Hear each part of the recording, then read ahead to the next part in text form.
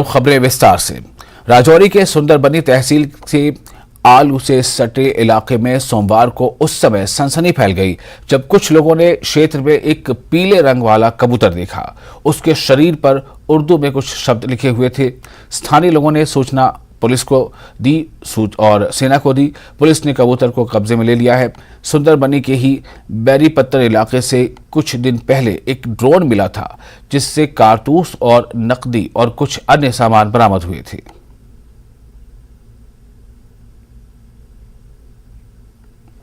और इस खबर पर ज्यादा जानकारी के लिए हमारे साथ जुड़ चुके हमारे संवाददाता शक्ति।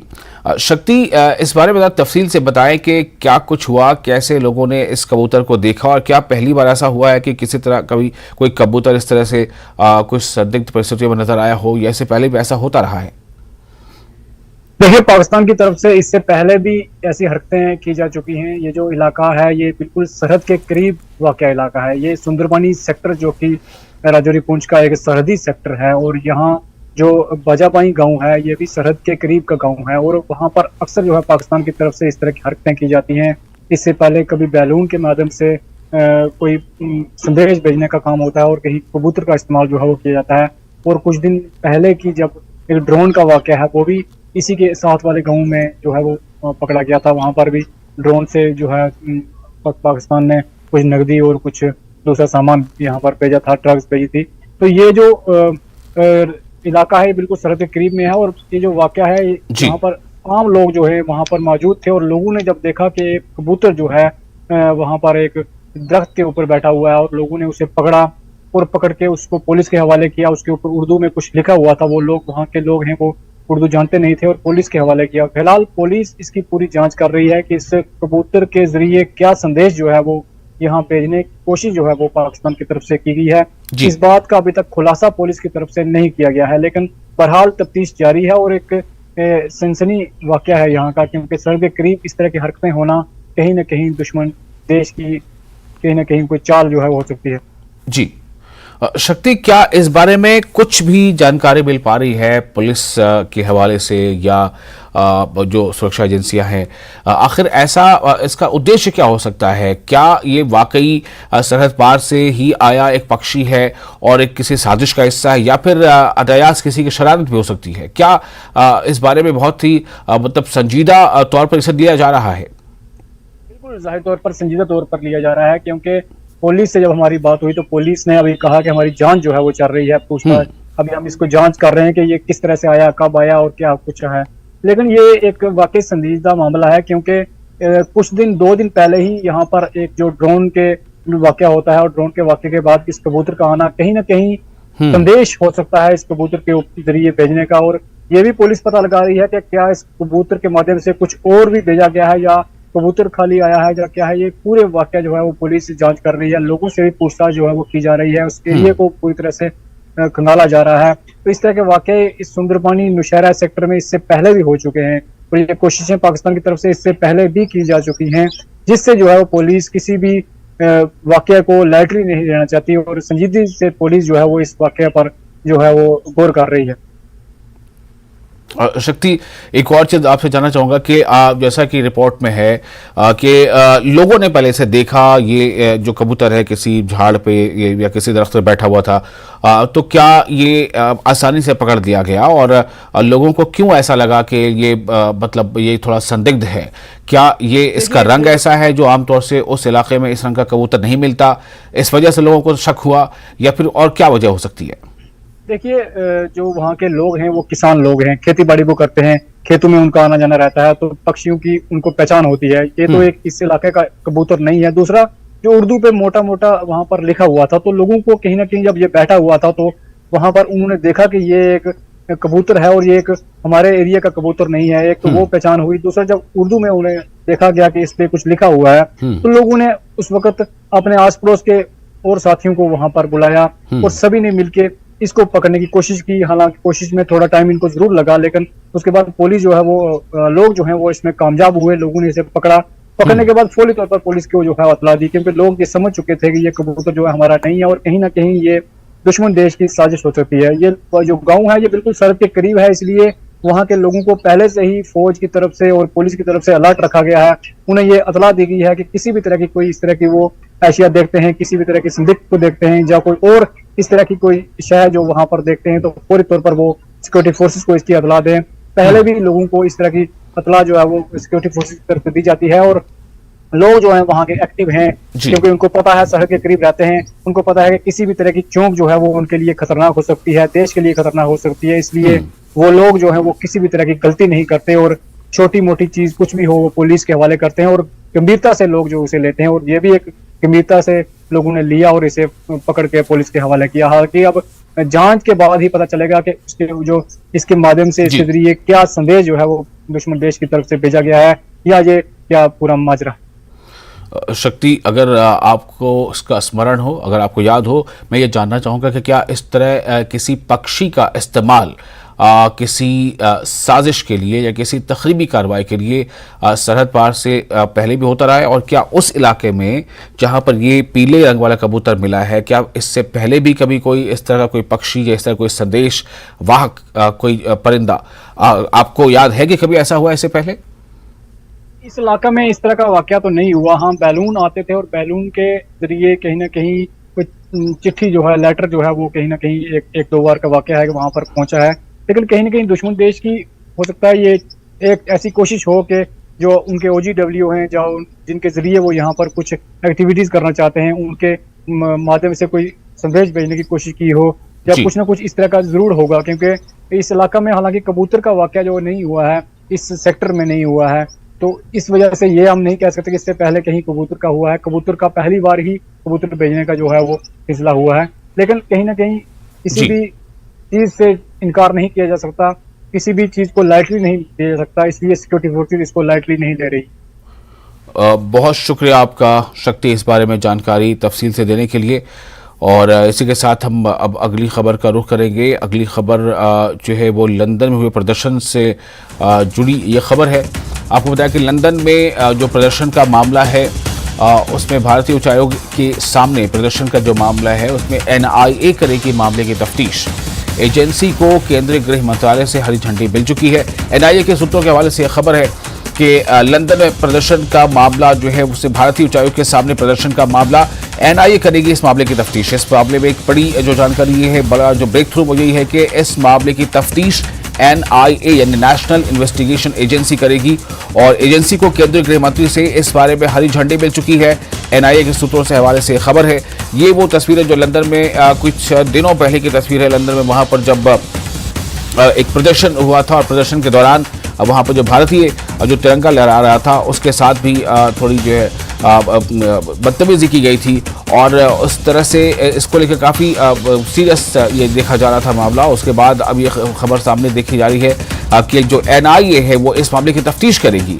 लंदन में भारतीय उच्चायोग पर हुए प्रदर्शन के मामले में और जो भारतीय तिरंगा उसके साथ की गई बदतमीजी के या दुराचार के कह सकते मामले में अब यहाँ पर इस पर कार्रवाई होगी, और इस पर NIA जो है इस मामले की तफ्तीश करेगी। एजेंसी को केंद्रीय गृह मंत्रालय से इस बारे में हरी झंडी मिल चुकी है। NIA के सूत्रों के हवाले से यह खबर है। शंकर हमारे साथ जुड़ चुके हैं ज़्यादा जानकारी के साथ फोन लाइन पर। शंकर, इसे किस तरह की पहल मानी जाए, क्योंकि NIA इस मामले की तफ्तीश करने जा रही है। मामला लंदन में हुए प्रदर्शन का है, लेकिन इस पर तफ्तीश होगी। जी देखिए, ये जो मामला है ये 19 मार्च का है, जब लंदन स्थित भारतीय उच्चायोग के सामने कई संदिग्ध लोगों के द्वारा वहां प्रदर्शन किया गया था, भारतीय तिरंगे का अपमान किया गया था, और भारतीय तिरंगे का अपमान करने मामले में वहां पर कई ऐसे संदिग्ध लोगों को देखा गया जो भारतीय मूल के रहने वाले थे। तो किस तरह से इस मामले में उन लोगों की भूमिका सामने आई थी, इस बात को ध्यान में रखते हुए दिल्ली पुलिस की स्पेशल सेल ने एक FIR रजिस्टर किया था, और स्पेशल सेल के ही उस FIR को आधार बनाते हुए अब NIA उस केस को टेक ओवर करने जा रही है। जिस तरह से दिल्ली पुलिस की स्पेशल सेल ने इस मामले में UAP एक्ट के तहत इस मामले को रजिस्टर किया गया था, तो अब इस मामले में जिस तरह से कई खालिस्तान समर्थक और इस मामले में कई ऐसे लोगों की भूमिका सामने आई थी जो सीधे तौर पर खालिस्तान से जुड़े हुए हैं, खालिस्तान समर्थक हैं, और उसका जो संबंध है पाकिस्तान की खुफिया एजेंसी ISI के साथ ही जुड़ता हुआ नजर आ रहा है। लिहाजा इस मामले पर जो भारत के जो केंद्रीय जांच एजेंसी है NIA, वो अब इस केस को टेक ओवर कर रही है, और इस टेक ओवर करने के लिए तमाम औपचारिकताएं लगभग पूरी हो चुकी है। केंद्रीय गृह मंत्रालय से ग्रीन सिग्नल मिल चुका है, जैसा कि हमारे सूत्र बताते हैं, और NIA के द्वारा इस मामले पर स्पेशल सेल से दिल्ली पुलिस की स्पेशल सेल जो है उससे बकायदा इस मामले में से संबंधित तमाम दस्तावेज और FIR की कॉपी भी मांगी गई है। तो एक तरह से कहा जा सकता है कि इस मामले में जिस तरह से तमाम संदिग्ध गतिविधियां हुई थी, जिस तरह से वहां पर 19 मार्च को लंदन स्थित भारतीय दूतावास के बाहर भारत विरोधी नारेबाजी और भारतीय तिरंगे का जिस तरह से अपमान जानबूझकर किया गया था, तो इन तमाम मामलों पर आगे तफ्तीश की जाएगी। और कहा जा सकता है कि इस मामले पर जो भारतीय लोग हैं, जो तमाम जो भारत मूल के रहने वाले हैं, जो उस स्थान पर मौजूद थे, तो उन लोगों से संबंधित FIR रजिस्टर किया गया है, और जल्द ही इस मामले में कुछ और भी कार्रवाई देखने को मिल सकता है। जी शंकर, क्या ये भी हो सकता है कि NIA की टीम जो है इसकी तफ्तीश के लिए लंदन भी जाए? निश्चित तौर पर देखिए, इस मामले पर जो एक अंतर्राष्ट्रीय स्तर का जो प्रोटोकॉल्स है, उस तमाम प्रोटोकॉल्स को जांच एजेंसी के द्वारा फॉलो किया जाएगा, और इस मामले में आगे की तफ्तीश के लिए जो विदेशी एजेंसियां हैं उससे भी बाकायदा मदद मांगी जा सकती है। और कई ऐसे खालिस्तानी समर्थक हैं जो भारत मूल के रहने वाले हैं, तो उसके खिलाफ किस तरह से आगे कार्रवाई करनी है, किस तरह से इंटरपोल से इस मामले में मदद मांगनी है, तो एक तरह से कहा जा सकता है वो भी तमाम औपचारिकताओं को पूरा किया जाएगा। और उससे जुड़े हुए कई ऐसे लोग हैं जो भारत में रह रहे हैं, तो उनके खिलाफ आगे निश्चित तौर पे इस मामले पर कार्रवाई की जाएगी। तो कहा जा सकता है कि निश्चित तौर पे NIA की जो भूमिका है आने वाले वक्त में और काफी ज्यादा बढ़ने वाली है। जी बहुत शुक्रिया शंकर आपका तमाम जानकारी के लिए। तो NIA यानी नेशनल इन्वेस्टिगेशन एजेंसी इस मामले की तफ्तीश करेगी, और जरूरत पड़ी तो NIA की टीम लंदन भी जाएगी। मामला लंदन की जो उच्चायुक्त है वहां की प्रदर्शन से जुड़ा मामला है, और जिस तरह भारतीय उच्चायोग के सामने लंदन में प्रदर्शन हुआ था, और जिस तरह से तिरंगे के साथ एक दुराचार किया गया था, उसके तिरंगे के साथ बदतमीजी की गई थी, तो उसका अपमान किया गया था, इन सब मामलों को लेकर अब जो है NIA इस मामले की तफ्तीश कर सकती है। NIA के सूत्रों के हवाले से खबर है कि एजेंसियों को केंद्रीय एजेंसी को NIA को नेशनल इन्वेस्टिगेशन एजेंसी को केंद्रीय गृह मंत्रालय से हरी झंडी मिल चुकी है।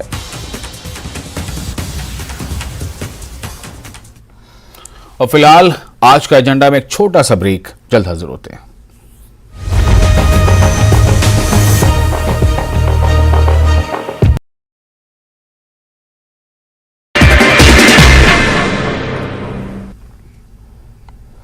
स्वागत है आपका न्यूज़ 18 जम्मू कश्मीर लद्दाख हिमाचल में। मैं हूं विशाल और आप देख रहे हैं धार भी रफ्तार भी। शुरू करते हैं। कठुआ में इफ्तार पार्टी का आयोजन किया गया। इफ्तार का आयोजन हिंदू भाइयों ने किया। हिंदू मुस्लिम एकता की मिसाल पेश करती इफ्तार पार्टी का आयोजन।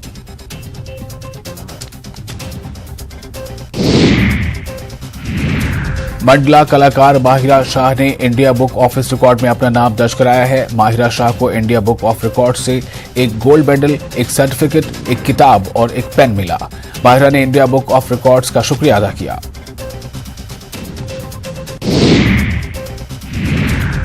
CPW कार्यकर्ताओं ने डलनाग पार्क ट्राल में मौन धरना दिया। उनकी रुकी हुई तनख्वाह और लंबे समय से चली आ रही मांगों को पूरा करने की मांग। ईद आ रही है और अभी तक तनख्वाह नहीं दी गई है।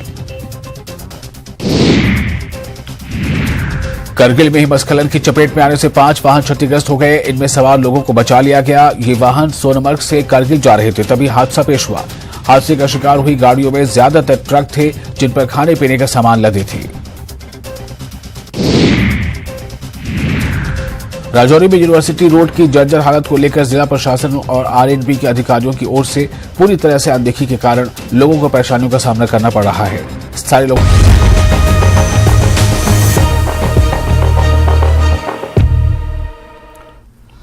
ब्रेक के बाद एक बार फिर आपका स्वागत है। आप देख रहे हैं आज का एजेंडा। अमृतपाल सिंह की तलाश में पुलिस। इसी कड़ी में मोहाली के सेक्टर 89 में पुलिस ने छापेमारी की और पंजाब और दिल्ली पुलिस ने कार्रवाई करते हुए मोहाली के सेक्टर 89 से अमृतपाल के 2 सहयोगियों को हिरासत में ले लिया है। पुलिस ने एक वाहन भी जब्त किया है। इन पर अमृतपाल को पनाह देने और संसाधन पहुंचाने का आरोप है। अमृतपाल को फरार हुए पूरे 1 महीने बीत चुके हैं। इस दौरान पुलिस उसके कई करीबियों को गिरफ्तार कर चुकी है।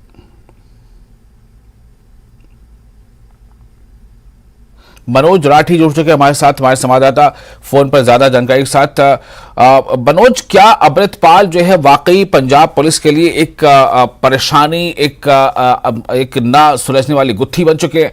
क्या अमृतपाल जो है वो अब भी फरार है? क्या कुछ पता नहीं चल पा रहा अमृतपाल कहाँ है? और ये जो गिरफ्तारियां हुई हैं इस उपलक्ष्य में, ये कितनी बड़ी मानी जाएगी जो इनकी एडी को गिरफ्तार किया गया है? देखिए, जिस तरह से ये गिरफ्तारी जो है अभी तक अधिकारी पुष्टि नहीं हुई है। अभी डिटेन की बात की गई है कि हिरासत में लेकर उनसे पूछताछ की जा रही है और बताया जा रहा है कि अमृतपाल के बहुत ही करीबी गुरजन सिंह नाम का बताया जा रहा है शख्स जो कि जिसको डिटेन किया और उसके साथ एक महिला साथी को भी डिटेन किया गया है और इनको चेज किया जा रहा था। जो अभी तक जानकारी दी जा रही है कि पंजाब का स्टेट स्पेशल ऑपरेशन सेल और उसके साथ साथ दिल्ली पुलिस की जो टीमें हैं उनको चेज कर रही थी और इनपुट था लोकेशन के आधार पर, डंप डाटा जो उठाया गया था उसके आधार पर ये गाड़ी जो है उसको चेज किया जा रहा था। और ये गाड़ी जो है मोहाली के सेक्टर 89 में एक कोठी में आके रुकी, 1136 नंबर कोठी में आती है। और ये इसमें से 2 लोग, इसमें से एक महिला और एक जो शख्स है गुरजन सिंह, वो उतरकर फर्स्ट फ्लोर पर जाते हैं और उसके बाद ही उनको साथ के साथ ही दबोच लिया जाता है। उस पूरी कोठी को सील कर लिया जाता है क्योंकि इनपुट अमृतपाल को लेकर थी, बड़ी इनपुट थी पुलिस के पास। हालांकि पूरा सर्च, उनको दोनों को डिटेन करके पूछताछ के लिए लेके गए हैं। हालांकि पूरा सर्च ऑपरेशन किया गया लेकिन वहां से कोई गिरफ्तारी या किसी तरह का और कोई पुलिस को रिकवर नहीं हुआ है। लेकिन काफी जो पुलिस फोर्स थी, state special operation cell, Mohali police, Punjab police के सीनियर अफसर और दिल्ली पुलिस जो है वहां पर मौजूद थी। तो कह सकते हैं कि एक बड़ा इनपुट पुलिस के पास था। अब इस पूछताछ में क्या चीज होगी, जो उनसे पूछताछ हो रही है उसमें भी बताया जा रहा है कि काफी बड़े खुलासे जो है वो सामने आ रहे हैं। तो कह सकते हैं कि जल्दी कई बड़े खुलासे जो है पुलिस ऑफिसर करते नजर आएंगे। जी, क्या कुछ इस बारे में इनपुट मिल पाया है मनोज के? जैसे बीच में खबरें थी कि अमृतपाल जो है वो नेपाल जा चुका है या नेपाल के रास्ते कहीं और जा चुका है, फिर खबर आई कि जी वो पंजाब में ही है। तो इस बारे में क्या कुछ अभी ठोस जानकारी मिल पा रही है कि अमृतपाल पंजाब में है या असम में है या नेपाल में है? वो है कहाँ? देखिए, 18 तारीख से लेकर हम बात करें, आज 18 हो चुकी है, पूरा 1 महीना हो चुका है। आज के दिन ही फरार हुआ था अमृतपाल। पूरे 1 महीने में अभी भी सस्पेंस बरकरार है कि अमृतपाल कहाँ है। अमृतपाल के साथियों को गिरफ्तार किया जा चुका है, उनके जो करीबी हैं जिन्होंने लॉजिस्टिक कई चीजें मुहैया करवाई, लेकिन अमृतपाल कहाँ है इसको लेकर काफी सस्पेंस बरकरार है। हालांकि अभी 3-4 दिन पहले एक इनपुट जरूर थी, पंजाब पुलिस को भी राजस्थान पुलिस के साथ शेयर किया गया कि राजस्थान में जो है उसकी लोकेशन जो है वो सामने आई है। उसको लेकर भी सर्च ऑपरेशन किया गया। हनुमानगढ़, श्री गंगानगर में ऑपरेशन किया गया क्योंकि पूरे पंजाब के साथ बिल्कुल सटा हुआ बॉर्डर एरिया है हनुमानगढ़। तो वहां पर सर्च ऑपरेशन किया गया लेकिन अभी तक कोई कामयाबी पुलिस को नहीं मिली है। लेकिन इनपुट जैसे जैसे पुलिस को मिल रहे हैं वहां पर रेड की जा रही है, वहां पर टीमें जो है वो पुलिस की पहुंच रही हैं। लेकिन सवाल अभी भी बरकरार है कि अमृतपाल है कहाँ। जी, तो अमृतपाल कहाँ है, सवाल बरकरार है और इसी सवाल के इर्द गिर्द तमाम जो पंजाब पुलिस की कोशिशें वो भी चल रही है। मनोज, अमृतपाल से क्या कोई जिस तरह से लगातार उनके सहयोगियों को एक के बाद एक गिरफ्तार किया जा रहा है, क्या पंजाब पुलिस को कोई इस बारे में कोई इनपुट है कि कुछ ये जो गिरोह है वो कुछ ऐसा कर सकता है जिससे परिस्थितियां थोड़ी अलग हो जाएंगी?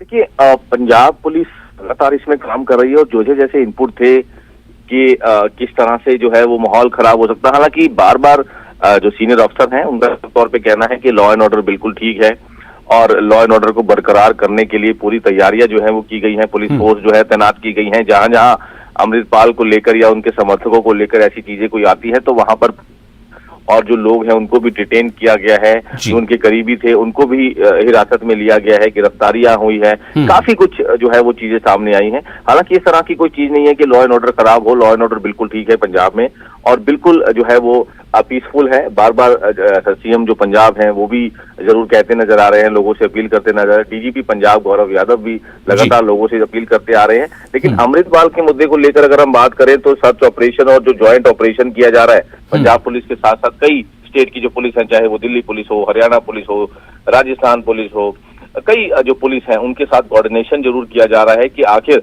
किसी भी तरह से कोई इनपुट हो तो कोऑर्डिनेशन ज्वाइंट ऑपरेशन के चलते उसको गिरफ्तार किया जा सके। जी बहुत शुक्रिया मनोज आपका इस तमाम जानकारी के लिए, विस्तार से जानकारी देने के लिए। और इसी के साथ अब हम अगली खबर का भी रुख करेंगे। अगली खबर के तौर पर आपको बता दें कि धर्मशाला में, यानी कि हिमाचल प्रदेश से जुड़ी खबर, धर्मशाला में 2 दिवसीय G20 शिखर सम्मेलन आयोजित किया जाएगा और इस सम्मेलन को लेकर आज से विदेशी मेहमान आने शुरू हो जाएंगे। वहीं विदेशी मेहमानों के स्वागत के लिए कांगड़ा एयरपोर्ट पर शानदार इंतजाम किए गए हैं और इसको लेकर लगातार तैयारियां जो हैं वो चल रही थी। चूंकि काफ़ी बड़ा एक इवेंट है और इसमें विदेशी मेहमान आने वाले हैं। धर्मशाला में 2 दिवसीय G20 शिखर सम्मेलन आयोजित किया जाएगा और इस सम्मेलन को लेकर तैयारियां जहां पर पूरी हो चुकी है, वहीं आज से विदेशी मेहमानों के आने का सिलसिला भी शुरू हो जाएगा। आपको बताया कि विदेशी मेहमानों के स्वागत के लिए कांगड़ा एयरपोर्ट पर खास तरह के और बिल्कुल ही अलग शानदार इंतजाम किए गए हैं।